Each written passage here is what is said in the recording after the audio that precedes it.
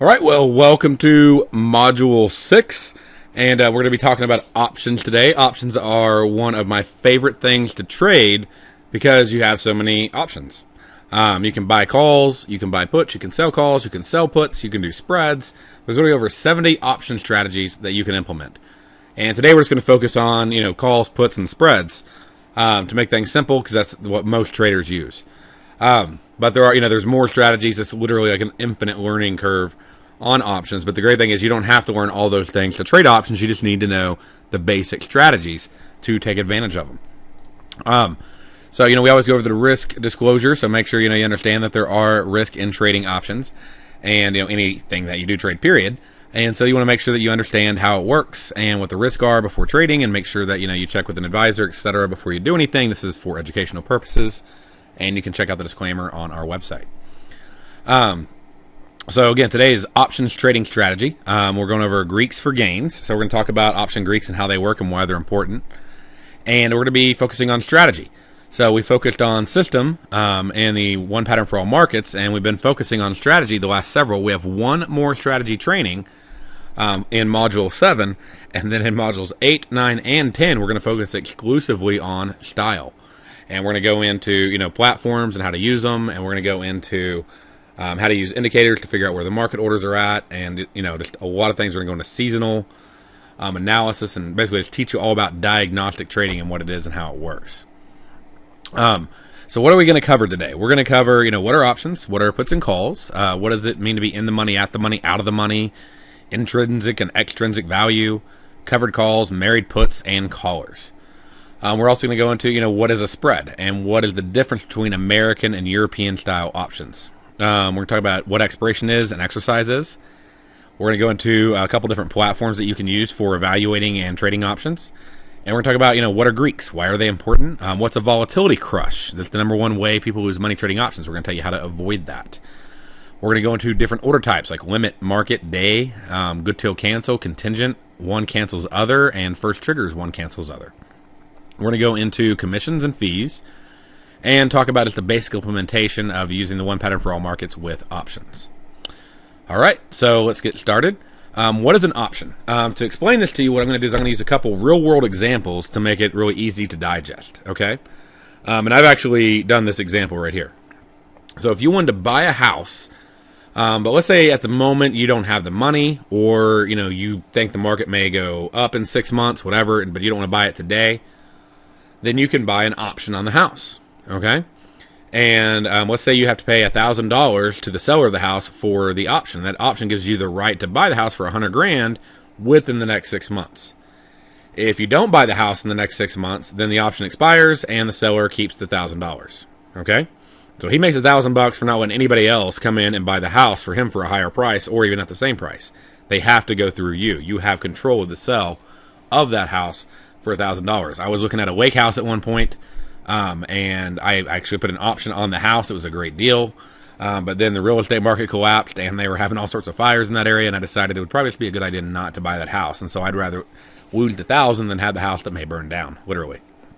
Well, if you exercise your right, then the seller keeps the $1,000, and he provides the house to you for, providing the $100,000. Even if the house is now worth $200,000, you basically only had to pay the $1,000 plus the $100,000, so you have like literally $199,000 in equity, or not 199. Yeah, because you paid $1,000, so you have $199,000 in equity, less the $1,000 you've paid out. Okay, so you literally got the right to buy a house no matter how expensive it got. You get to buy it at $100,000. Okay, now if the housing market drops and the home is only worth $75,000 in 6 months, you can decide not to exercise your right. The seller gets to keep the $1,000, but you didn't lose $25,000 in equity in the home. In addition, you may decide to resell your option to someone else. So, you paid $1,000 to have the right to buy it, but, you don't have to.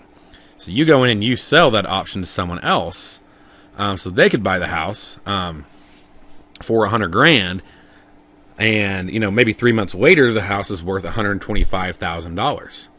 Well, you could sell the $1,000 option that you bought to them, and maybe you sell it to them for $25,500, because obviously you're not going to give away $25,000 in increased value.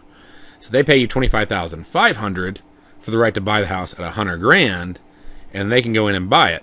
And maybe they think the house is going to 200 grand, and that's why they would do it. Or maybe they just really want that house. They want it in that spot. And so whatever they have to do to get a hold of it, which would be buy the option from you, you can sell it to them. And the reason it's $25,500 is it's now worth 125 grand. So you want your 25 grand.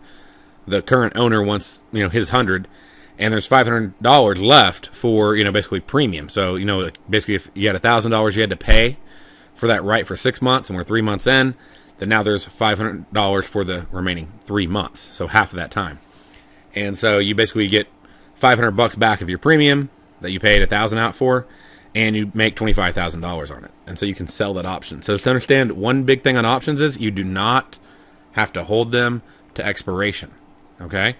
You can hold them to expiration, but you can also buy and sell them 5 minutes later, or you can buy and sell them a month later. Okay? Just depending upon, as long as you sell them before they expire, you have the right at all times to get out of the option. As long as you can find somebody who's willing to buy it from you. And the great thing about trading on an exchange is there's always people on there, and you can usually find people to, take the other side of the trade.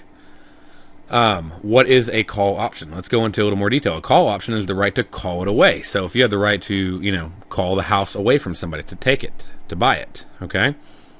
And one of the things I was taught, with the phone is, when somebody calls you, you pick up the phone. Okay, they call you and you pick up the phone. So call means to go up. All right, put means to put down. All right, so call option is up, put option is down. Okay, when you're buying them. So if you're trying to figure out, calls when I'm thinking that's going to go up, puts when I'm thinking that's going to go down. All right, the strike price you have on this example would be $100,000. The strike price is the right that you have to buy the house at. Okay, so strike price is important. You got to know what that means, and that literally means the price that you have that you can buy it at. So when you see strike price on what's called an option chain, I'll show that an example of that to you in a minute, then you know what that strike price means. The expiration date is when is the option going to expire. In our example was 6 months from the date that you put the contract on. On options in the equity markets, options expire on the Friday before the third Saturday of the month. Okay, so find the third Saturday, look at the Friday before it, that's when they expire. And, like index options, though, will expire on the Thursday before the third Saturday of the month. But on stocks, it's the Thursday. Stocks and ETFs, it's a Friday before the third Saturday of the month. And the platform will actually usually tell you how many days until expiration. And I'll show you an example. And the premium is what you pay for the option. So if it costs you $1,000 for the option to buy the house or to buy the stock or whatever, that's the premium that you would pay. And premium has two pieces in what makes up the price. Okay, it'll have intrinsic value and it'll have extrinsic value. I know those are big words, but they don't need to be intimidating. Okay, extrinsic value is basically just time value. All right, it's how much time do you have to buy the house, and what do I think? Like, what the seller, when they're selling the option to you, how much movement do they think they can be in the option? What demand is there for the option? And most importantly, how much time is there left in the option? So if you paid $1,000 for the right to buy a house at 100 grand when the house was currently at 100 grand, then you're not getting anything for your $1,000 except for 6 months for the right to buy it. That's an extrinsic value. It has nothing to do with the value of the house. It only has to do with the time that you have the right to buy it. However, when you sold it, 3 months later to that person, and you sold it for $25,500 because now the house is worth 125 grand, and now you're getting the right to buy it for 100 grand. $25,000 of that is intrinsic value. It's real value. Okay, it's value in the house. The house is now worth 125. They can buy it for 100. So if you sold it to them for $500 or $1,000, then you'd be giving away $25,000. So you're going to get your real value. Okay, so $25,000 is the intrinsic value, and the $500 because there's only 3 months left on the option until it expires. That's the extrinsic value, the time value that they have the right to exercise that option. Okay, so when we're looking at an option, there's going to be three types. There's at the money, out of the money, and in the money. At the money is when you bought the option to buy the house at the strike price of 100 grand when the house was worth 100 grand. Basically, the at the money option, or ATM, okay, is what the house is valued at, and the strike price is at the same level. All right, at the money options are also the most expensive options. All right, they get cheaper when you go out of the money or in the money. But the most expensive option is the at the money option. They're also the easiest to get filled because people love to use those trades because they're easy to do, and also sellers love to sell at the money options depending upon what kind of strategy they're using. Okay, out of the money. If you would have bought the right to buy the house for $100,000 when it was only worth $90,000, obviously you wouldn't pay $1,000 for that right.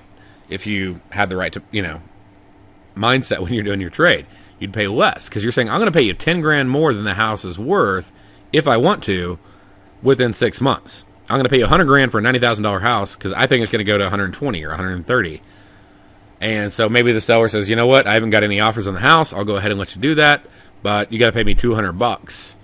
And I'll give you a discount because you're telling me you'll give me $10,000 more than it's worth now. Okay, so it's out of the money.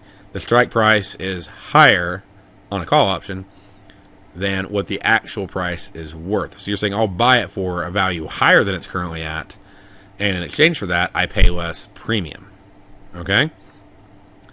So, if I decide to exercise it at, 6 months later, then I'm out the $200. I only pay $90,000. So now I basically paid $90,200 for a house that, is now worth $100,000 because it went up in value. Now, an in the money option is when you sold the $100,000 strike option to the other option buyer 3 months later. The house was worth $125,000. So it was $25,000 in the money.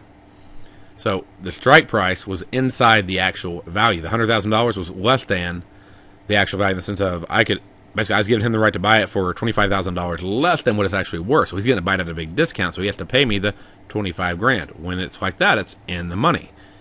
And option chains actually make it really easy to see what's in the money and out of the money. And like I said, I'll show you an example. So now let's go ahead and keep going. This is exactly how it works on a stock. You can buy a call option on a stock you do or don't own. You can also sell a call option on a stock that you do or you don't own. So maybe instead of buying the stock for $100, you decide to buy a call option on the stock because you think it's going to go up. And let's say that option costs $5. Okay? Well, if the stock expires, or if the option expires, when the stock's trading at $110, you're going to make $10 because it started at $100 and it expired at $110. And then you got to pay the $5 that you paid for the option. So your net profit is $5. You doubled your money. You put $5 in, you got $10 back. So you literally doubled your money, only investing $5. Where if you would have bought the stock for $100 and it went to $110 and you sold it, you've only made 10%, right? Because you bought it at $100 and you sold $10 higher, $110. So you made $10, but you paid $100 to do that. Or maybe you paid $50 to do that if you're using margin, okay? On the option, you only paid $5, and you literally got to double your money. So it really gives you a lot of buying power that you wouldn't have got otherwise. Now, if you sell a call option on a stock that you do own, it's called a covered call. You may have heard that before, of covered calls before. And basically, it's covered because you have the ability to deliver the stock. When you buy a call option, you have the right, but not the obligation, to buy the stock at a certain price. When you sell a call option, you have the obligation to sell at a certain price. So if I own a stock at $100 and I sell a $110 call option, I must deliver it if it expires at or above $110. Okay? Now, one thing that I've heard a lot of people say is, well, I've sold naked puts, things like that. And we'll talk about what those are. Just an upfront note: selling a naked put is the same thing as doing a covered call strategy. The risk and the reward is the same. You make some income, but you have risk from the stock's value all the way down to zero. Okay? So just understand that. Now, the benefit of selling a covered call is like having a house and renting it out. So if you own a stock and you're not selling calls on it, there's money you could be making every single month by renting it out. And you have the risk all the way to zero if you're not using any kind of put options on it. And we'll talk about how to use those in a second. But if you own a stock and you're not selling calls on it, you're literally throwing away money because it's like having a house, like having maybe 100 houses, like you have 100 shares of stock, and you're not renting it when you could. Now, the downside of that is you give up the profit. So if I sell a $110 call on a stock I own at $100, and let's say the stock goes to $150, then I can't make the other $40. But you know what? If that happens, you can always buy the stock again at $110 and sell a $120 call. And then you could buy it at $120 and sell $130 call. So you could still make the money. It's just you'd have to close and open a new trade. And then, you do have the option. It's pretty cool. One of the things that people do is for tax purposes, and this is not tax advice, it's just things that I've heard that, traders like to do, is you can call your broker and say, I do not want you to deliver the stock that I own to them for 110. I'm going to go in and buy some shares in the market, and I want you to deliver that stock to them for 110. And they do that so that way they are basically like buying at 110, selling at 110, if the stock was, let's say it's at 110, and they're not having to claim earnings on that stock that they originally owned. Now, if you sell it on a stock you don't own, okay, it's called a naked call because you're naked. You don't have the ability to cover the stock. Okay, you don't have the stock to deliver. You're naked the stock. All right, without the stock, and you basically have unlimited risk as high as the stock goes. It's a very, very risky strategy. Be very careful. And my recommendation is just don't do naked calls. If you sold a $110 call on a stock that, let's say, it was trading at $100, and you got $3 for the call, you get to keep the $3 so long as the stock stays below 110. But if the stock goes to 120, you keep the $3 and you pay the difference. So, if you sold it at 110 and it goes to 120, you got to pay $10. You keep 3, you net 7. All right. But if it goes to 210, you're out $100. You get to keep the $3. Selling a naked call is very dangerous. It's just something you need to know about. You don't need to do it, okay? But be aware of what it is. What is a put option? Well, real world example. How do you cover home, car, life, and health? You cover that through insurance. Well, how do you cover your investment account? Insurance. Most people don't even know they can use insurance on their investment account. That's what a put option is.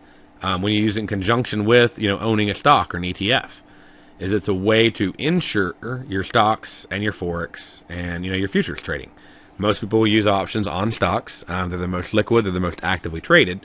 But some brokers do offer them for Forex and futures as well. And you can use almost all of this content and apply it the same way. So, if you have homeowners insurance and the house burns down, then you get to keep the money, but the home is gone, right?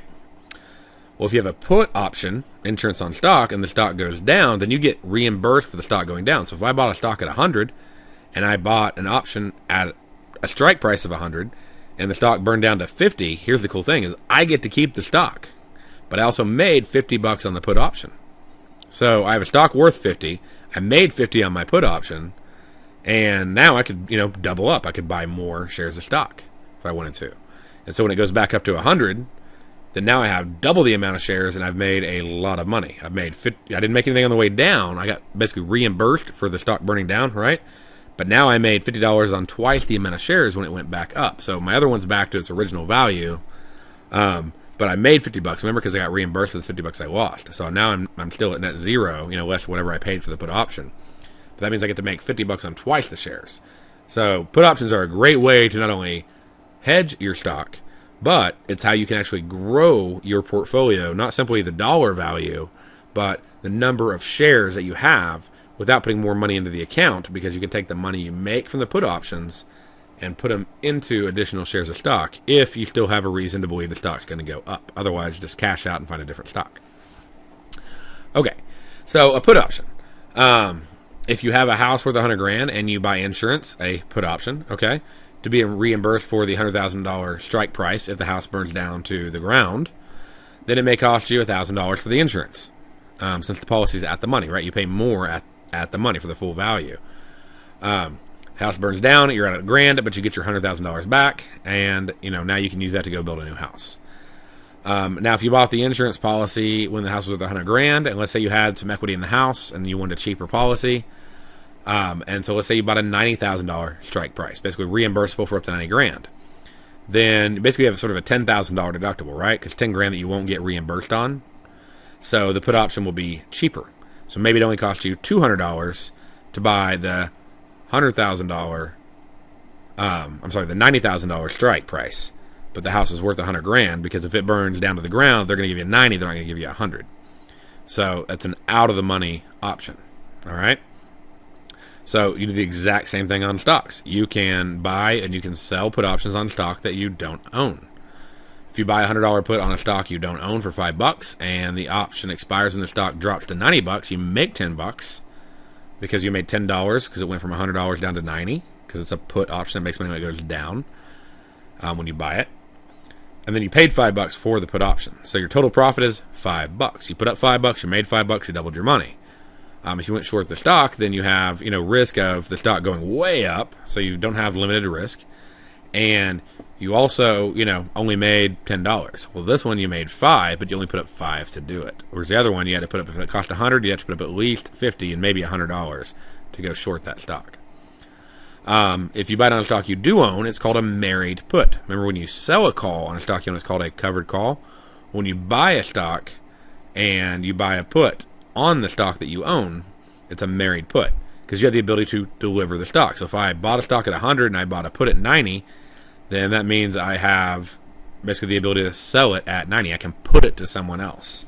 So if the stock drops down to $50, then I can put it to someone else at 90, and I get to, keep the $50. Okay.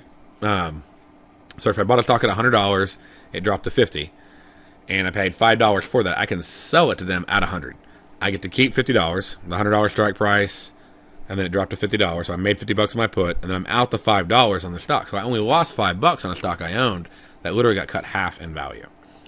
If I sell a put option on a stock I don't own, that's called a naked put, as you don't have the stock to sell to someone else. Okay, it's the exact same thing as a covered call, because you have limited possible return. If I sell a put for $5, the most I can make is $5, as long as the stock stays above my price. But if it drops because I'm selling it, then I got to pay the difference. Okay, so just be aware of that. It is, you can use covered calls and things like that to make money on your stock, but if you combine the two together, you have what's called a caller, and that's where I buy a put to protect my stock, and I sell a call to give me the money to pay for it. So that'd be like, if I sell a call, that's like renting out my stock, renting out a house. If I buy a put, that's like insuring my house or insuring my stock. So I could sell a call, maybe for $5, and then buy a put for $5. So now, I'm not necessarily making anything on my options, but I am at least limiting my risk and not having to pay for my insurance. Now, I've capped out my profit, but I could buy more stock if I want to, if it keeps going up. Okay? And then there's ways to, roll those up and do all sorts of, fancy things with them. Some people, they'll sell a $5 call, a call that costs $5. They'll sell it for $5, but then they'll buy a $3 put. So now they make $2 doing that. So there's a lot of different ways that, you have a lot of options when it comes to options. Okay? But the most important thing, what we're focusing on right now, is outright calls and puts and spreads. So it's just buying a call and buying a put. All right? Buy a call and it goes up, you make money. Buy a put and it goes down, you make money. Option contracts. When you buy a stock or ETF option contract, it'll trade in multiples of 100. A contract equals 100 options. Okay? That's the minimum number that you can buy or sell. So if you bought a call option that was worth $5, the cost for that one contract would be $500, as 100 times 5 equals $500. Long and short calls and puts. We sort of talked about this already, but just to put everything into perspective for you, a long call is when you buy a call. It's the right but not the obligation to buy a certain price, the strike, by a certain date. Okay, the expiration. A short call is when you sell a call. It's the obligation. Remember, the other one's the right but not the obligation. When you sell a call, it's the obligation to sell it at a certain price by a certain date if the buyer chooses to exercise it. And they will exercise it if it's 1 cent in the money or more. Okay? Meaning, if it's a $100 strike and the thing expires at $100.01, then they'll exercise the call. So what is a long or short put? Well, a long put is buying a put. So making money when the market goes down or the stock goes down. So it's the right but not the obligation to sell at a certain price by a certain date. And then a short put is selling a put. The obligation to buy at a certain price by a certain date if the buyer chooses to exercise. So if I sell a put at $90 and the stock's at 100 and the stock drops to 85, I have to sell it to them at 90. They can go in the market, they can buy it at 85, they make $5 because they bought and sold it. Okay? So they bought it at $5 lower than they sold it. I lost, if I sold a $90 one, then I literally lost $5. So you just want to make sure you put all the math together to know how it works. And there's some pretty cool stuff on Thinkorswim that does all that for you. What is an option chain? Well, an option chain displays the option with strike prices to buy and sell. And they show you a bunch of other data that you can use for specific expiration months. You can use finance.yahoo.com to pull up option chains. What I recommend is if you're actually interested in learning about options, you need to get a true platform. You can go to TD Ameritrade and you can sign up for an account. You have to fill some stuff out online. They may or may not, depending on what their policy is on the day, make you sign, disclosure documents and stuff and send it in. But you don't have to fund the account. Okay? So absolutely free, all the software, everything you need. The data is delayed by 20 minutes until you fund the account. Okay? TradeStation, awesome platform, does all the stuff that I've seen so far that Thinkorswim can do that you need. But you have to fund the account to get access to everything, or you got to pay for the platform. Okay? Once you've funded the account, then you get it free for a certain period of time, and then if you make so many trades per month, then they'll let you keep the platform at no cost. So if you want one to try out with, hop on tdameritrade.com and then get the Thinkorswim platform. I'll put a link in the forum for you to take you directly to the sign up page. So this is an option chain. Notice what's happening here is we're looking at calls, okay? And over here, it says, what strikes do you want to say? I'm like, show me all of them. And there's more than this. I'm just, took a screenshot here for it to make it easy.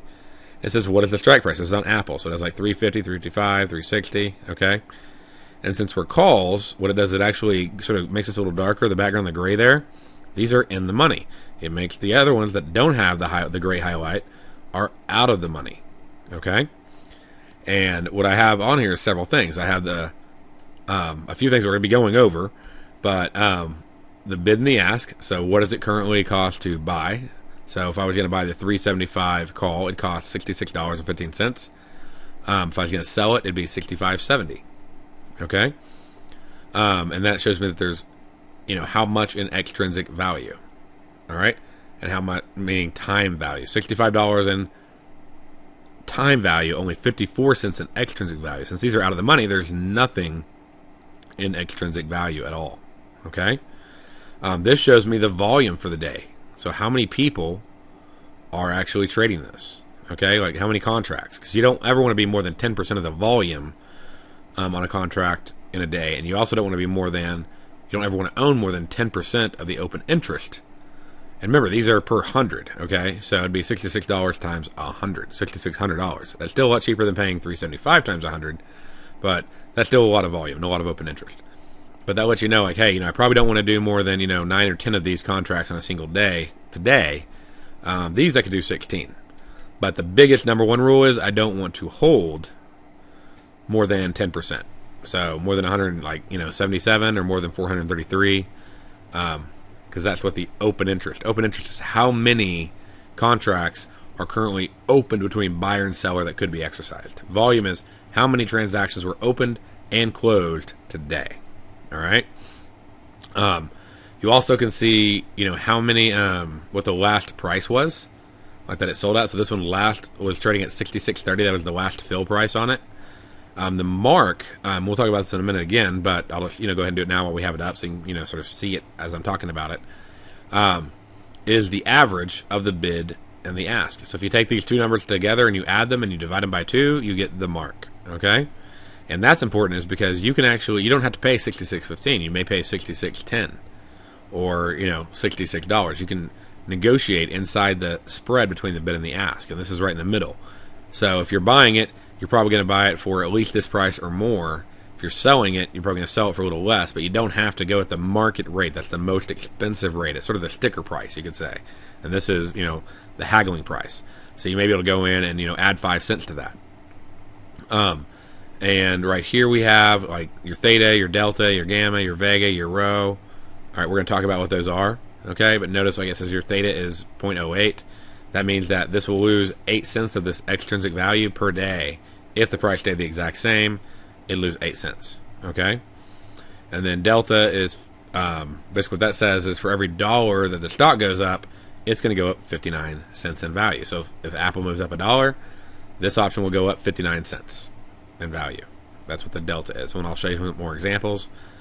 Gamma is how much will the delta change, and it's a lot of decimal points, so that's why it's not even showing up on here. But you can tell it, basically is moving like about a point. So when Apple goes $1, what will the new delta be? Okay, so what this is showing is $5 later, because these are $5 strikes. See, 370, 375. So by the time Apple moves $5, the delta will no longer be 59; it will be 60. And the number that determines that for you is the gamma. And if you spread your chart out a little bit more, you can actually see the decimal points on there. But it lets you know what is the delta going to change to after the stock moves $1. And so basically after it moves $5, the delta is going to change from 59 to 60. The Vega, very, very important. And again, we're going to cover all this again in detail as we go through the Greeks. That's how much money that option will gain or lose in value based on the implied volatility. Okay, so this says for every 1 point move in implied volatility, that it's going to make or lose $1.57. So it's a very important number. It's more powerful than any of the other Greeks. Okay, and rho is what would it make or lose on a 1% move in interest. So this says, if interest rates went up 1% tomorrow, this would go up $1.81. Okay, so that's sort of a quick summary, but we're going to go into more detail on the Greeks and cover those with you. But the big thing is bid ask. And you're going to get your intrinsic and extrinsic. I mean, you can do the math yourself. If it's 375 minus what it's currently trading at, that's going to be your intrinsic value. Okay? And then everything else is your extrinsic value.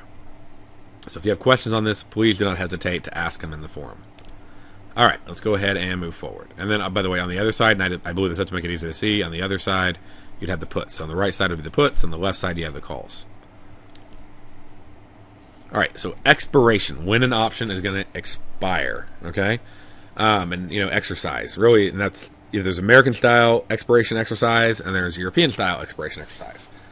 What this means, American-style means the buyer can exercise at any time, but really nobody's going to exercise unless it's in the money. So let's say, you had a $125,000, the right to buy something at $125,000, and it was trading at $100,000.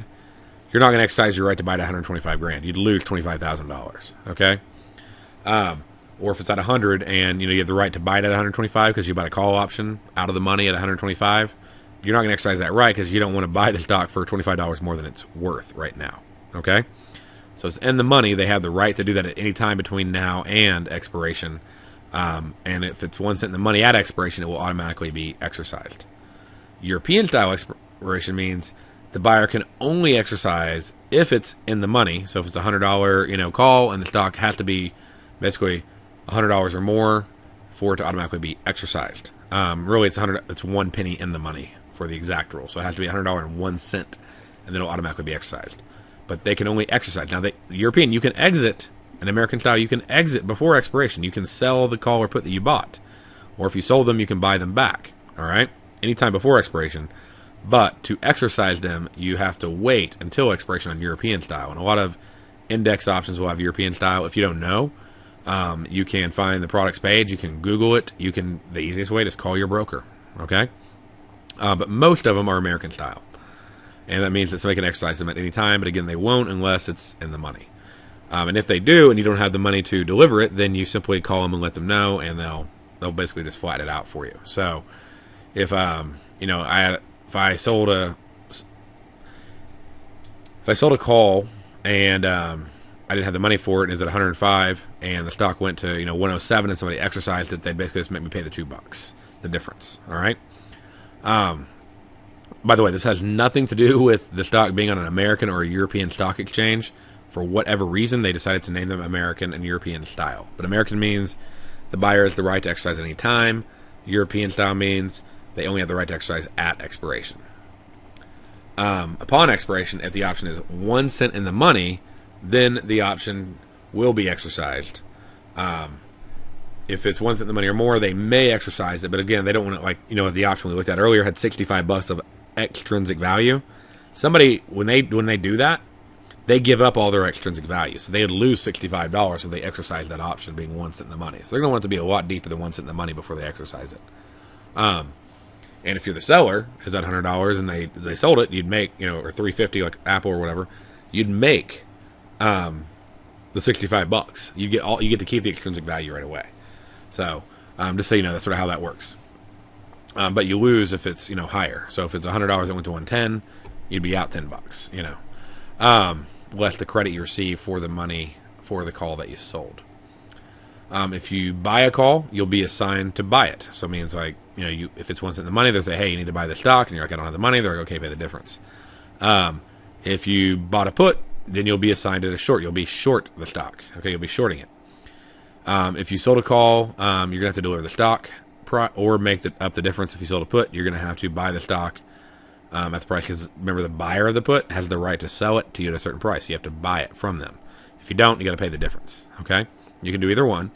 Just call your broker, and most of the time, unless you have a good reason, then you just need to go ahead and exit the trade before expiration if it's anywhere close to being in the money. Remember, this only applies if the option is in the money, meaning like $100 call sold at, and the stock's at $90, it's $10 in the money. But if the stock, if you got a $100 strike and you're selling and the stock is at $90, it's $10 in the money, so you're gonna be exercised on. But if the stock is at 90 and you sold a $80 call, it's out of the money and it's not going to be exercised on you. Okay. All right. Expiration. Let's keep going on that. Let's see here, we got that. 1 second for me. Okay, I was basically covering the same thing. I was just highlighting, exit the option before expiration unless you want it to be exercised if it's in the money. Okay, that's right there at the bottom down here. All right, so spreads. Now these are not the kind of spreads we're going to talk about next week. This is your regular option spreads. We're going to talk about what's called day spreads next week. They're a totally different product, and they're really easy. They don't involve any of the Greeks, and they limit your risk, and they give you the chance to have fantastic rewards.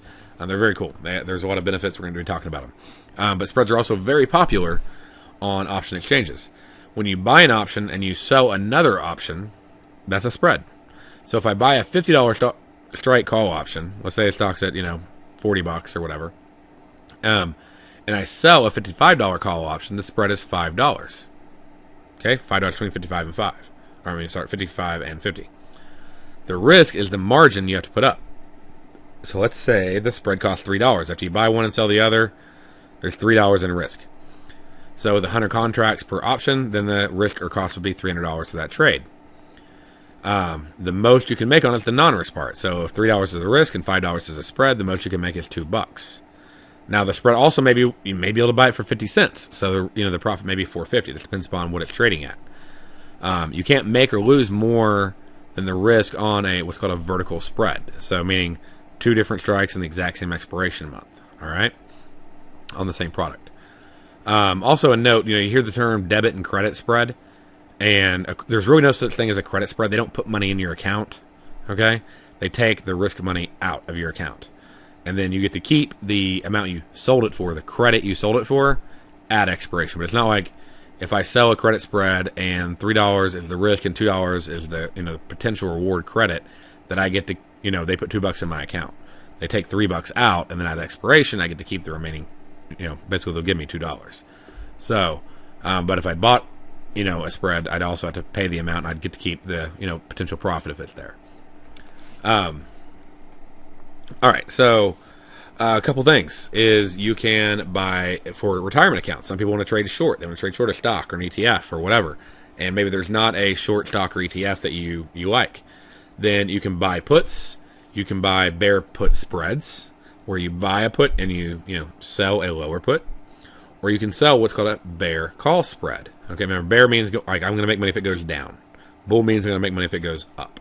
All right, so buying a bear put spread, I buy stock's at 100 and I buy a 95 and sell a 90 strike put, then I make money if it goes down. Okay, if I sell a bear call spread, that means I make money if it goes down. It just means I'm going to sell, maybe if stock's at 100, I'm going to sell a $110 strike, or then I'm going to buy 100 and, say $15 strike. So a $5 spread there, as long as it stays below 110, then I get to keep the money. Okay. One of the big things is it is easier to make money on options, on time value, in the sense that it doesn't have to reach that price. As long as it's at or under it, then you make money. So if it does nothing, you make money. Okay. So if you sell an option, or you sell a spread. If the stock stays flat or moves, in the direction you want it to, you have the chance to make money. If I sell a bear call spread and it moves down, I make money. If I sell a bear call spread and it stays right where it is, I make money. Okay? But if I buy a bear put spread and it stays flat, I lose all my money. If it goes down, I make money. If it goes up, I lose. So the big benefit is when you're selling options, time is working in your favor. When you're buying options, time is working against you. Okay? Think of it as, you're the seller of the house and you sold the $1,000, option to let somebody buy your house from you for $100,000. Every day that goes by, you're making money. Okay? Now, if the thing goes up in value, yeah, you could lose. But let's just say it doesn't go up in value at all. You still get to keep the $1,000. And so 3 months later, somebody wants to buy it from them for $500. Okay? Well, you're still keeping your money. You still get to keep your $1,000. You've sold it. So they can go resell it if they want to, but you get to keep money, and you're making money every day they don't exercise it. And if they don't ever do anything with it, you get to keep the $1,000. So time is in your favor when you're the seller. Time is working against you when you're the buyer, because you have to buy it before that date. You have to exercise it before that date, or you have to sell it at a better price before that date. So buying is good for direction in shorter term. Selling is good in maybe a longer term, and that may be like 30 days. Okay, maybe 15 minutes. There's a lot of different ways you can look at it. And, I hope you ask questions on this on the forum, because there's a lot of cool ways that you can trade them. But, just to give you an idea, time is in your favor as a seller. Time is working against you as a buyer. Direction can work for or against you as a buyer or a seller. And then let me go back to that. One of the questions, well, then why would anybody buy? Right? Well, honestly, it's better to sell a call spread than it is to buy a put spread. Okay? Just because the time working in your favor and you can make money, whether it's flat or moves in your direction. Now, buying a put, why would you do that instead of selling a put? Well, if you sell a put for, let's say, $5, the most you can make is $5. Okay? If you buy a put, then you can make money all the way down to zero. If you sell a call, the most you can make is, like, let's say the $5 that you got for the call, but you have risk all the way up, right? But if you buy a call and it goes, for $5 and the thing goes up 100, whatever dollars, then you can make $100. You have no limit on how much you can make. So buying outright puts and calls gives you basically, non-capped returns, except for it's capped on the put side, because if it goes to zero, you can only make, if you buy a $100 put, you can only make from 100 to zero, so you can only make $100. But if you buy a put or buy a call, you can make unlimited money up. If you sell them, you cap it. Now, in a spread, you're capped on your risk and you're capped on your reward. So if you're capped on your risk and your reward, and you can make money or lose money in either direction, but one of them gives you the advantage of time, then which one should you probably choose? The one where you make money on time. Okay? So let's talk about option Greeks. What is, and we'll go into, what's a call spread, what's a put spread, what's a vertical, and we're going to get into all the Greeks for you, and just to make sure you understand all the spreads. Call spread, put spread, we talked about that. Okay, you can buy, if you buy a call spread, that's long. If you sell a call spread, it's short. If you make money when it goes down, it's a bear spread. If you make money when it goes up, it's a bull spread. And then, we talk about, what is a vertical spread? Well, a vertical spread is up and down, so on the same month. So if we're looking at the month of, we'll just say June, okay? If I buy a June $50 strike and I sell a June $55 strike, that's vertical. Same month, same product, different price, different strike price, okay? Well, what is a horizontal spread? A horizontal spread, also known as a calendar spread, is if I buy a June $50 strike and I sell a July $50 strike, okay? So that's called a calendar spread. And then what's a diagonal spread? A diagonal spread is if I do a different month and a different strike. So if I buy a June $50 strike, but I sell a July $55 strike, it's diagonal, okay? Different month, different price. So, that's really the summary on the main spreads right there. And, I just wanted to go over that, make sure you understood that before we dive into the Greeks. Don't worry about horizontal spreads. Don't worry about diagonal spreads. Just get down vertical spreads. Once you have that down, if you have more questions on horizontal and diagonal spreads and calendar spreads, use the forum. Let me know if you have questions now. You're free to ask me. But just get down the calls and puts is my recommendation if this is new to you, and then get down the verticals and paper trade them. By the way, when you open up a TD Ameritrade account for free and get Thinkorswim software for free, then you get $100,000 in paper fake money that you can trade with. So you can really play with this stuff without ever risking a dollar. Okay. And again, you may have to sign some paperwork and send it over as part of opening the account, but you don't have to fund it until you're ready. And then when you're ready, then you can look at if you want to do Thinkorswim or TradeStation, which we'll talk about the advantages of using TradeStation for your live trading. Okay, so let's look at the Greeks. The first one is Theta. Okay, and don't let the Greek name freak you out. That's just a letter. It's a Greek letter, Theta. I actually took several years of Greek in college, and it had nothing to do with this at all. Okay, if I never would have took that, it wouldn't matter, because you're not reading Greek. It's a letter. It's like saying A, B, C, D, E. Okay. Theta. So theta is a letter. It's a Greek letter. And what it means is it's for time decay. So T for time decay. All right. And theta is lost when you buy an option. Theta is made when you sell an option. And basically, it's just the amount the option is going to make or lose every day on the extrinsic, the time value, okay, until expiration.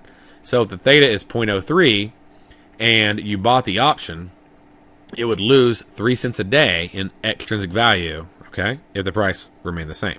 So if the stock didn't move prices between today and tomorrow, you'd lose 3 cents in time decay on your option.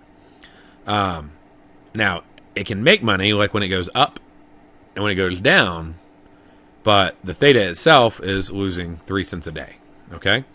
Now, if you sell it, you're making 3 cents a day. And that's where theta is good for the seller of the option. It's bad for the buyer of the option. Okay? And probably the most important lesson about theta, more important than anything, is understanding that theta is on a curve. All right? And it gets really, really fast as you get in the last 30 days before option expires. So let's say an option loses 3 cents every day, 3 months away from expiration, but then 4 months away from, or 2 months away from expiration, it loses 4 cents every day. And then 1 month from expiration, it loses 5 cents every day. But then 2 weeks, it's losing 15 cents every day. And then 1 week, it's losing 30 cents every day. And then one day, maybe one day it's literally losing $3. Okay?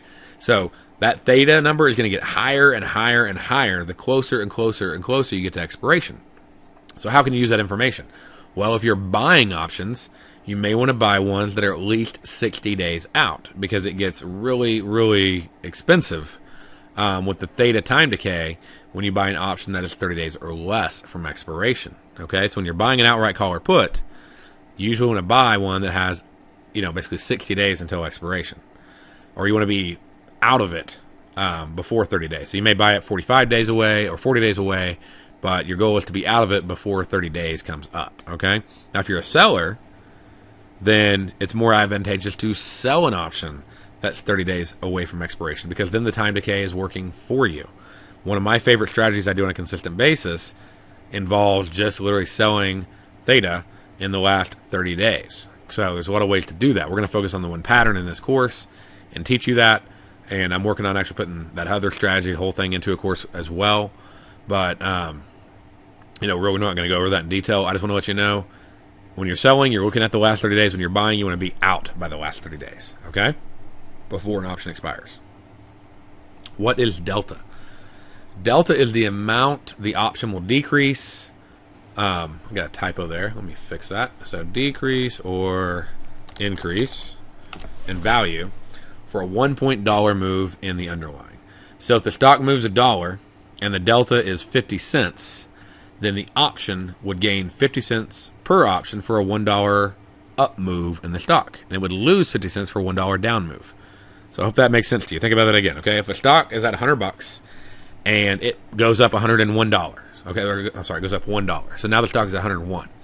If the delta on the call strike that you bought, the $100 strike call option that you bought on that stock that's currently trading at 100 is at 0.5, the delta is 0.5, okay? And the stock moves $1, then the option will make 50 cents, okay? So it's not a 1-to-1 ratio. So it's important when you're looking at an option to understand that the delta tells you how much money that the stock is going to go up or down in value when the stock moves $1. Okay? Now, what happens after that dollar to the delta is actually determined by the next Greek, which is called the gamma. Okay? And gamma is the amount the delta will change after a 1 point move in the stock. So if you have a delta of 0.5 and the gamma is 0.10 and the stock moves $1 up, then the delta will be 0.6. Okay? So the gamma says how much the delta changes. So that means when it's 0.6, then the next $1 move in the stock will result in a 60-cent change in value for the stock. So if the stock is at $100 and it has a delta of 0.5 and it moves $1, the option goes up 50 cents. All right? If it moves, and now the delta will be 0.6 because the gamma changed the delta to 0.6 because it added 0.1 was the gamma, so 0.1 plus 0.5 equals 0.6. So now when it goes from $101 to $102, then the option will make 60 cents because the new delta is 0.6. Okay? Now let's say your delta is at 0.5 and your stock is at $100 and your delta is 0.1. I mean, your gamma is 0.1.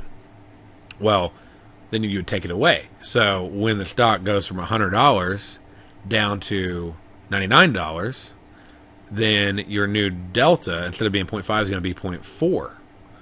So you lost 50 cents when the stock went from 100 to 99 because your delta was 0.5. When it goes from 99 to 98, now your delta is 0.4, so you only lose 40 cents when it moves down.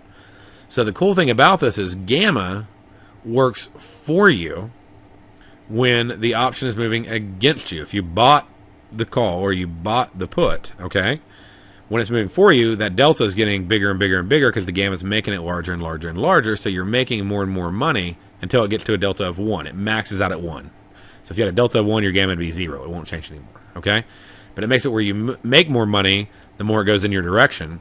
But when it goes against you, that gamma makes the delta smaller, so you actually lose less money when it goes down than you make when it goes up on an equal move, okay? So, like, you know, in the first move, you'd make 50 cents, then you make 60 cents. You'd make $1.10 in a $2 move because you had a 0.5 delta and then a 0.6 delta. But if it moved against you, then you'd only, instead of, you'd made $1.10 moving for you, moving against you, you'd only lose 90 because you had a 0.5 delta on the first dollar, right?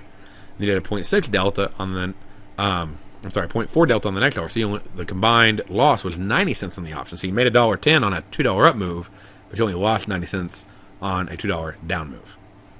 So you may have to replay that a few times. I know I had to when I first learned it. But replay it, go through it, get it. Biggest thing is get access to the Thinkorswim platform so you can see this happening, okay? And you can look up and down the option chain and you can see how the delta is changing with the gamma. You'll see it the most when you look at front month options, okay? And if you have more questions, if you need more training on it, whatever, I mean, it's whatever you got, just let me know because I want to help you out, okay? So make sure you use that forum. You know, the big thing is, you know, we're trying to keep this as short as possible. So that way, you know, you're not on here for 3 or 4 hours. But if you have more questions, we'll answer all the questions you have, and please ask them, all right? So now let's go into Vega. Note, Vega is not a Greek letter. All the other Greek letters are Greek letters. Vega is actually a constellation. They have all sorts of weird reasons why they name things they do. Don't worry about it. Just Vega's a Greek as far as you're concerned, okay? But that's just a fun little piece of trivia. If somebody ever says it, you're like, yeah, I know it's not a Greek letter. So probably won't come up too much, but as you get around traders, they like to share their little, you know, tips of information. So now you have a piece of information that you can share with another options trader. So the Vega is the amount of value the option will change for a 1 point change in implied volatility. Okay? So implied volatility really is Vega is the most powerful Greek. It's higher on options that are further from expiration. Okay? Why? Well, the longer you have till expiration, the more chance there is for the stock to move. So Vega is going to have a big impact if there's an implied volatility change in the stock on an option that's way out in time, like maybe it's a year away from expiration. It'll have less impact on one that's expiring, you know, in 3 days. Okay? Implied volatility is the highest it's going to be right before an earnings announcement, and it falls, and afterwards, you know, like there's a big fall in the stock, then or a big move in the stock, it doesn't matter. Okay, so right before an earnings announcement, it's going to be really high. Right after the earnings announcement, implied volatility is going to go really low. Okay, and you can actually chart implied volatility. I'm about to show you a chart of implied volatility. And the implied volatility is basically based on the demand for the option and the expectation of how much it's going to move in, a specific time frame. So, if an earnings announcement is coming out on a stock, then a lot of people are buying put options to insure their stock. A lot of hedge funds may be loading up on options, and what they'll do is they'll load up on them about 30 days before expiration, or not expiration, but 30 days before the exercise date, and they'll buy more and more and more, and the more and more they buy, the more and more expensive they become. It's a supply-demand thing. But it's not just supply-demand, it's demand due to an expected big move in the stock, and you don't know which direction it's going to go, so they're hedging themselves by buying a bunch of put options, okay? If the Vega is 0.05, then for every 0.01 change in applied volatility, the Vega is going to go up or down by 5 cents, okay? So if you had literally like a 1 point move, a full 1 point, then you'd literally have, $1 times 5 cents, so that'd be $5 that the option could lose in value if implied volatility dropped $1. Or it could be $5 you make if you're a seller of the option, because it decreases or increases the value of the option, okay? And this is probably one of the most important lessons you need to learn as a trader. Most traders never learn this lesson. They have no idea why they lost. I bought a put, the stock dropped, I didn't make money. Why?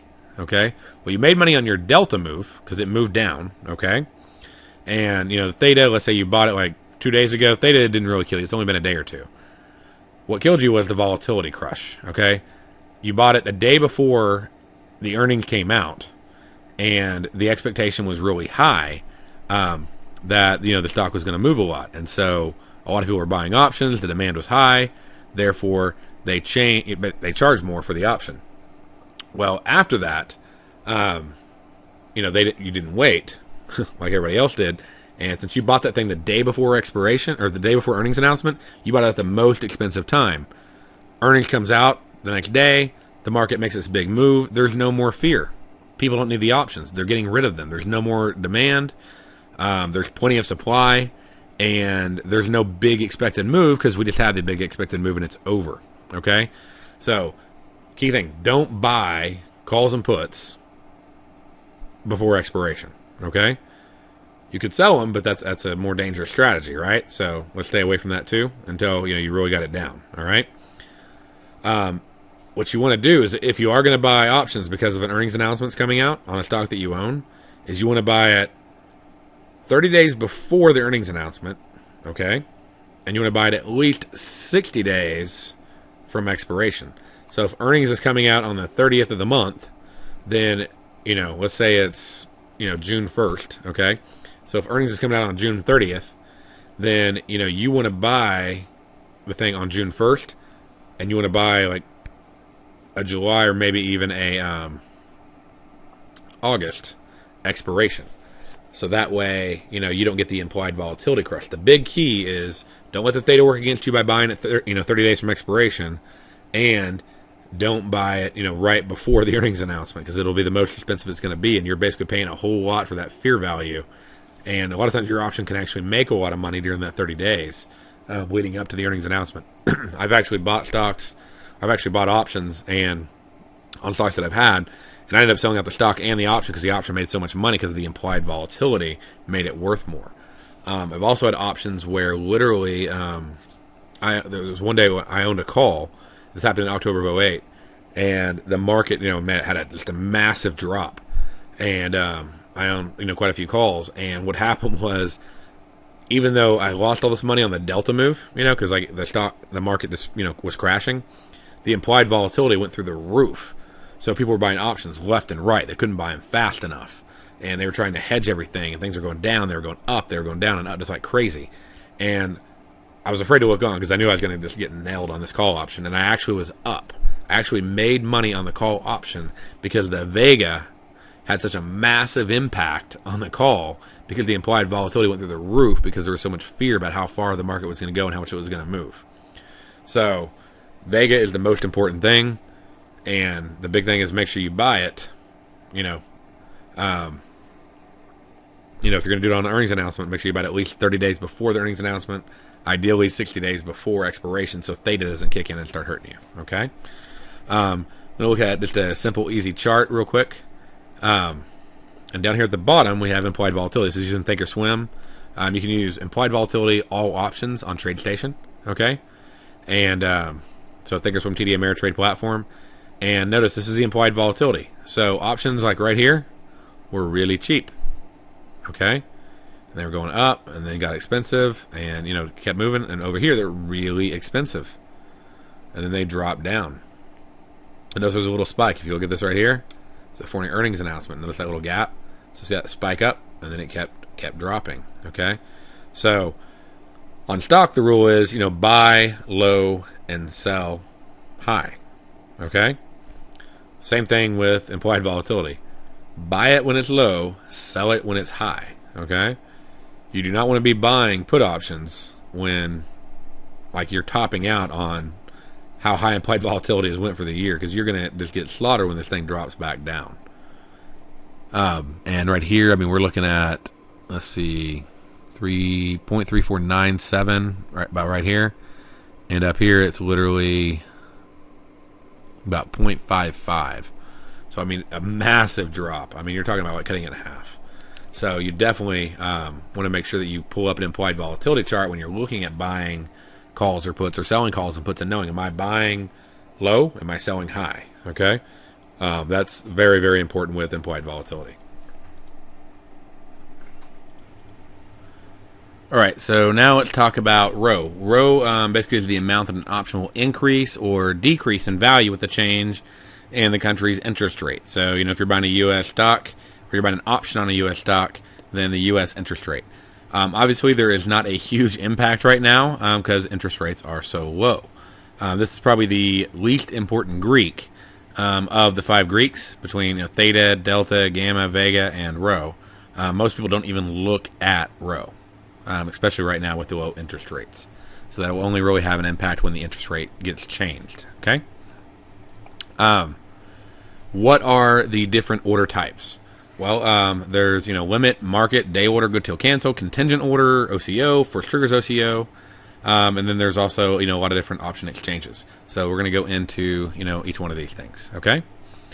A limit order, really simple. It's like, I want this price or better, so I want to buy it at $5 or cheaper.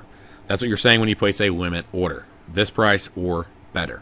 However, when you place the order, you literally it has a thing that drops down, and you can say limit or market or whatever. Okay. On a market order, you say, I want to be filled at this price or worse. Well, why would you say or worse? Well, maybe on a stop loss, you're like, hey, get me out now. Or maybe on a market that's moving and you really want to get in on it, you say, hey, get me in. I know I'm probably going to lose a little bit because it's going to move fast, but I want to get in. So when you really want to get in or you really want to get out, you're going to use a market order. Usually stop losses are going to be market orders, because otherwise, if it gaps past your limit price, then you can lose. You may not ever get filled on a limit order on an exit. So, you could not, but you don't want to risk that on your stop loss. So a lot of times your stop losses, again, will be market orders. A day order, so you may say a day market or a day limit order, is if the order is not filled today, then don't fill it. Okay? I'm putting it on for today, and if I don't get filled on it, I don't want it anymore. A good till cancel order means keep the order active until it's filled, or I cancel it. Or until it can't, be filled any longer. Like if you had an option that was expiring in 30 days, well, in 31 days, you can't buy or sell the option, so the order is going to cancel out. All right? So you could say, I want to place a limit order that's good until I cancel it, or a market order that's good until I cancel it. Why would you use good till cancel? Well, maybe I place a limit order for my entry, but my exit, could happen today or could happen in, 30 days or could happen, a week, whatever. So I want to place that order, and I don't want it to go away. I don't want my stop loss and take profit orders to disappear on me, even if I got in today, just because my stop loss and take profit don't get filled today. So that's a good till cancel order. A contingent order is if you fill this order, then fill this order. Okay. So once my limit order to buy at $10 is filled, then automatically place my order to sell at $15. Okay. It also could be contingent upon something like, don't place this order until 3 o'clock, or 3 o'clock. I guess you could say 2 o'clock or 1 o'clock. It depends what time zone you're in. Maybe don't place this order till 10 a.m. You could also say, don't place this order until it gets above this price. So that's a contingent order, okay? Basically, you're saying something has to happen before something else happens. So really, it'd be, the best definition would be, first triggers order. That would be if this happens, then once this order is filled, then trigger this order. And the contingent order can mean that, but it also more specifically can mean once you hit a price or once a certain time is hit, then I want you to place my order. And so I'll actually do, certain contingent orders where my stop loss maybe isn't a price, okay, of the option. Maybe it's a price of the underlying. So like if I'm selling a call spread, I don't really know what the price is going to be when it gets there necessarily, but if it goes up and it's going against me, I could say, hey, if it goes past this price, I don't want to be in. I don't want to take a maximum loss. So that's how I would get out. And I placed that here on the next slide. So again, the above is more of a first triggers contingent order, or a pure contingent order is based on when something happens. So if this price is hit or when this time is reached, then place this order. OCO, one cancels other. If this order is filled, then cancel the other order. When would you use this? Well, if my take profit is filled, then automatically cancel my stop loss order. I don't want that hanging out there after I take my profit. Or if my stop loss order is filled, then automatically cancel out my take profit order. I don't want to have just a random order to sell in there, and I'll end up getting short. I didn't mean to. So this is a way that you can put in a stop loss and a take profit order, and it'll automatically cancel the other one when one of them is filled for you. And then one of the best ways to do trades is what's called first triggers OCO. And what that is once my limit or market order is filled, then automatically place a stop loss and a take profit order for me. So at one time, my order can say, I want to get filled at this price. So when I do, then I want you to go ahead and place my stop loss and take profit order. And then if my take profit order is filled, then cancel my stop loss. And if my stop loss order is filled, then cancel my take profit. So I don't even have to be around the computer at all to place my stop loss and take profit order if I place a first triggers OCO order. So if you have questions on that, let us know, or call your broker or whatever platform you use, and they'll go through it with you. What's an exchange? Well, we talked about exchanges already. It's where buyers and sellers come together to place orders, and a market maker helps facilitate the process, and the exchange gets a fee for providing a universal location for that to take place. They may charge data fees. Like when you sign up for Thinkorswim, then you're going to basically get a 20-minute market delay in data. So basically what you're seeing is 20 minutes old. Now once you fund the account, then they'll go ahead and pay the data fee for you, the broker will. And then, or you'll have to pay the data fees. So depending upon what broker you use, and basically you get the data for historical, transactions and price movement. And we have a link on our site on apexinvesting.com/option-exchanges. If you go there, I'll put this link also back in the forum for you. But if you go there, then you'll be able to actually see a list of all the option exchanges that are all over the place. You don't really need to worry about the option exchanges. But just be aware that there are a lot of them worldwide, and you don't even have to worry about it. When you go in to place your order, they're going to route it to the exchange for you. Okay. So now let's talk about margin, bid-ask spread, mark, and what all that means, and we'll talk about commission and fees. So how does option margin work? Well, there's cash or margin, and let's see here. Let me fix that. If the put option spread cost $5, then with 100 options per contract, then you'd have to put up $500. Okay, on the spread, whether it's a debit or a credit, if the spread has a risk of $3, then you'd still have to put up $3. You don't get the credit. Remember we talked about that. You have to put the debit up. You just get the credit credited to you upon expiration. So if it's a $5 spread, you need to put $3. You get $2 at expiration, but you just have to put up the $3. It's debited from your account right now. Okay. Now, there's day trading margin. If you're going to use day trade margin, there's not really a big benefit as far as options go. But what is really important, I mean, you can swing a little bit more volume, but the big important thing is if you're going to do more than 4 trades in 5 calendar days that you open and close within 5 calendar days, okay, then you need to have 25,000 in your account if you're trading options on stocks and ETFs. That rule does not apply to options on futures. It does not apply to options on Forex. It also does not apply to the binary and day spread options we're going to be talking about next week. Okay, but I mean, if you're holding them for longer than 5 days, then it doesn't apply to you at all. All right, and you can have $5,000 or $1,000 in your account. All right. On portfolio margin, we talked about that last week with the, on the last module with the stocks, and you have to have at least 100 grand in your account or more. You may have to pass an option quiz, okay, and depending upon the broker that you use, but you'll only have to put at the risk margin or 15% move. So when we're talking about options, if you buy a $100 stock and the option costs $5, and the strike price is 100, then you have no risk on the stock at all, because you can sell. You bought the stock at 100, you can sell the stock at 100, but there's a $5 premium that you paid for the option that you could lose. So if it goes up, so basically what you got to do is you got to put the $5. That's the risk in the trade. Okay. Let's see here. The next thing that we have is margin risk. If you sell a naked call or sell a naked put, you usually have to put up 50% of the stock's value. So if the stock continues to go up in value, you're going to have to put up more money. All right. And again, we said don't sell naked calls, and naked puts are the same as covered calls as far as risk. You can buy a call or you can buy a put, and the cost of the option usually literally is the risk. That's the margin you have to put up, the money you have to put up to place the trade. You can sell a covered call. Usually, no margin is required for selling a covered call. That actually is a credit to your account. But you don't technically have the credit until the option's expiration, because there's no risk. If you already own the stock, you'll just deliver the stock at that price if it goes above it, because you already own it. Remember, so covered call is when you own the stock and you sell the call. Now, buying a married put. This is basically, if I buy a stock and I buy a put, I still have to put up the margin for the put. Unless I have portfolio margin, I only have to put up the margin for the put if it's at the money. Okay. The caller, where I sell a call and buy a put, I have to put up the money to buy the call. I get the credit. I have to buy the put. So if it costs $5 for the put, I got to put that money up, and then I get a credit for the call I sold. So if I get $3 and I had to pay $5, then basically I only got to put $2. Okay. And that's when you already own the stock. A caller is when you buy a put and sell a call on a stock that you own. On a spread, you're going to put the risk in the trade. And then there's about 70 option strategies that you can use, and we're just covering, these are the majority of the option strategies: buying and selling calls and puts, and doing covered calls, buying married puts, and doing callers and doing spreads. That's literally that's the majority of option trades out there for retail traders. What's bid, ask, and mark? Bid is basically what you sell it for. Ask is what you buy it for. We're looking at that on the option chain. Okay, we talked about that last week also. And we've talked about that multiple times on Forex, on futures, on stock.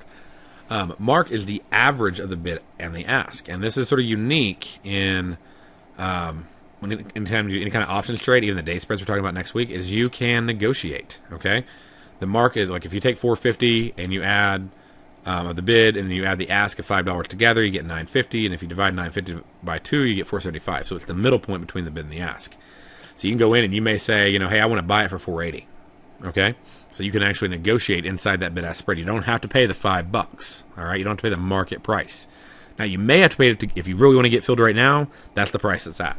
You can get filled at that price up to whatever quantity is available. All right, but you could also put the order in for 480, and if it doesn't get filled for you, then you could later change your order. Maybe move it to 490. If that doesn't get filled, you can move it to $5. Usually you got to leave it there for a little bit, though, for them to see it. Otherwise, if they see you just moving it, they're just going to wait for letting you move it, okay? Because they make more money that way. Understand you have to give the market maker a little bit. So you wouldn't go in and put it for 475. You need to put it like 480 so they can make at least 5 cents, all right? That's how they make their living. That's just part of all financial transactions. But unlike, futures and Forex, you really can get in there, and you can do it some on futures depending upon the future. But if you're trading really liquid futures, there's usually not much of a spread anyway. Some options can be traded in 1 cent increments. A lot of them are only traded in 5 cent increments. Meaning you may have to put in your order, like your limit order at 480. You couldn't put in, I want to buy it at 479. It'd say order rejected, must be, in increments of 5 cents or increments of 10 cents or whatever. You'll know real quick. There's no penalty for it. It just gives you an error message and you have to change it. Okay? And then there's commissions and fees and things like that. On the commissions and fees, Thinkorswim, it varies. Usually you can negotiate it if you have any kind of volume. You can get it a lot cheaper.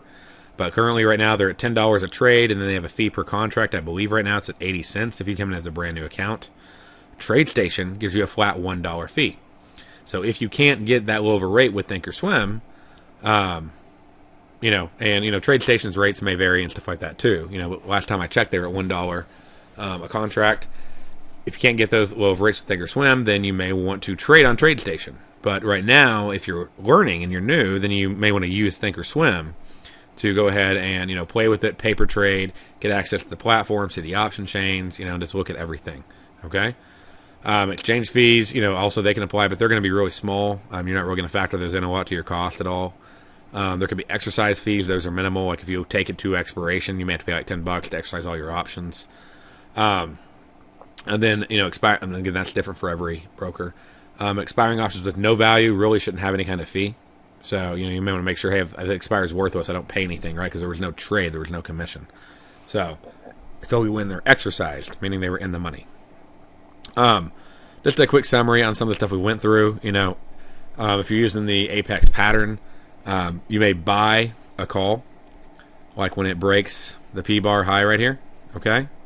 You could sell a put right here.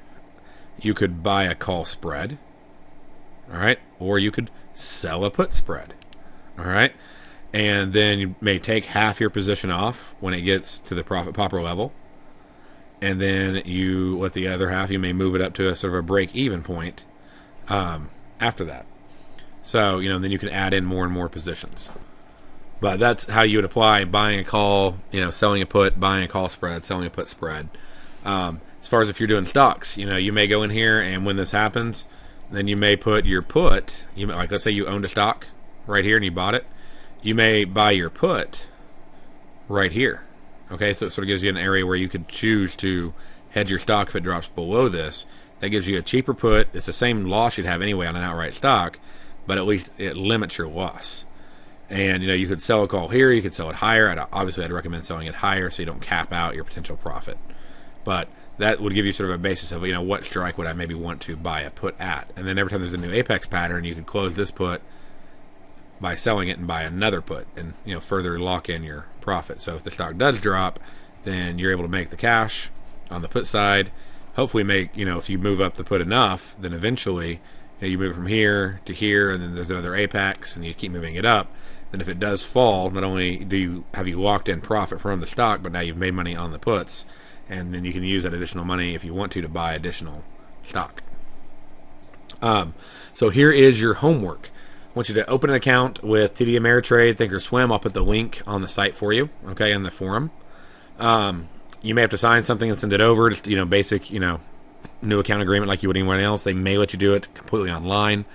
Just go through that. You'll find out. It depends upon how you have your credit set up. And basically, if you have like some sort of identity protection on it, then a lot of times you have to sign something and send it over to them. Usually it takes about up to 24 hours for you to get access. Shouldn't take too much longer than that. And again, you don't have to put any money in their account. Opening account does not require you to fund the account. Okay? So, and there's, not any account fees. Or, if you could, maybe you have a TradeStation account, or you could open a TradeStation account, but you do have to fund it to get access to the platform without cost. And then they'll give you that for so long. Check with them, call TradeStation, ask them what their current fees are. And I'll put the link up there for you too. And you put up an option chain on any stock, add the delta. Once you do this, once you've opened the platform, okay, go to the option chain area. If you have questions on that, you can post that in the forum, or you can just call TD Ameritrade or Thinkorswim, and their technical support will literally walk you step by step right through it. But add the delta, add the gamma, add the theta, add the vega. You can add intrinsic and extrinsic value, the bid and ask, the mark, the last price it traded at. So open interest, volume. So those are all things that you're going to want to add on there. Also, pull up a chart and add implied volatility to the chart. So you can do that. It's called implied volatility, all options on TradeStation. It's called implied volatility on Thinkorswim. So that's sort of your homework, is basically pull up an option chain, add the fields to it so you can look at it. Maybe use paper account and trade some paper money, fake money. So you're just learning how to place limit orders, market orders, good till cancel orders, first triggers, OCO orders, things like that. It's just a really, really good exercise for you. It gets you familiar with them. But this right here, this order is just a massive course for you in options. And, I'm sure you'll have questions. And if you do, please ask them, and use that forum as much as you can. Thank you. Let's see here. What else do we have? Okay, so just a summary. We've covered, S3P3, one pattern for all markets. We went through Forex strategy, future strategy, stock and ETF strategy, option strategy. We've talked about what are options, what are puts and calls. We went into in the money, at the money, out of the money, intrinsic, extrinsic, covered calls, married puts, callers, spreads, American and European style options, expiration and exercise. We've talked about the TradeStation and Thinkorswim software. We talked about Greeks and what volatility crushes are. We've went into different order types like limit, market, day, good till, cancel, contingent, OCO. We went into commissions and how you may want to go to TradeStation or negotiate with Thinkorswim. And it's a basic way of hedging your stock with options.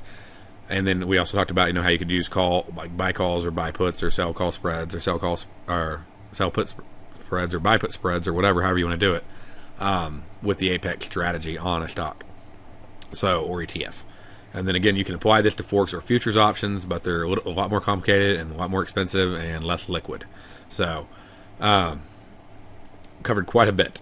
So what we're going into next on the next module, on module 7, we're going to be focusing on binaries and day spreads, which, literally you can have $100 in your account and trade these things, literally. And they completely define your risk. They allow you to trade on Forex and futures with completely defined risk, with very low cost, with very small account size, and they eliminate getting whipped out of a trade. It means you get in, it hits your stop loss, you're out, and you got to put more money at risk. You can actually stay in the trade without risking any additional money. So it's very, very cool. We're going to be talking about that next week. And after that, we're going to go into style. So we're going to go into time frames and bar sizes and risk management and diagnostic trading and seasonal analysis and platforms and things like that. So again, remember to use the form to ask questions, and I will see you on the next training module.